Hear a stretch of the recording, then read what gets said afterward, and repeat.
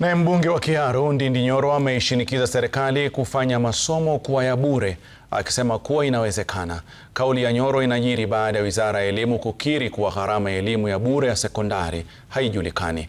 Nyoro amesema kuwa serikali inaweza kufanya elimu kuwa ya bure kwa kuongeza uadilifu wa wanafunzi wa sekondari kutoka shilingi 22,000 kwa kila mwanafunzi hadi shilingi 31,000. Nyoro amesema kuwa serikali itahitaji kutenga shilingi bilioni 30 pekee kuwafikia hayo. Required per learner in Kenya for the RAT program is an average of 35 shillings every day. And we have 185 days that we are in school. All the other days we are on holiday.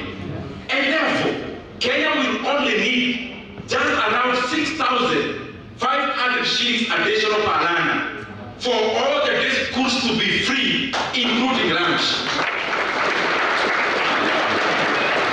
And we can afford to earn another 3,000 shillings on top of the 6,500 shillings so that the principals can get money to pay the BUM teachers where there are shortfalls and to pay all the other costs that are not captured under capitation.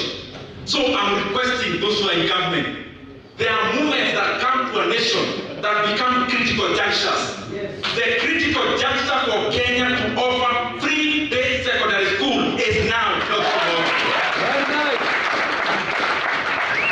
And I am not pushing this burden to the government entirely. As a member of parliament for Kiaru, I am just saying I am ready for the government to cut our CDF by 30 billion every constituency.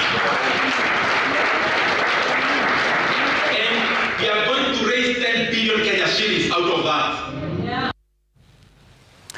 Yeah.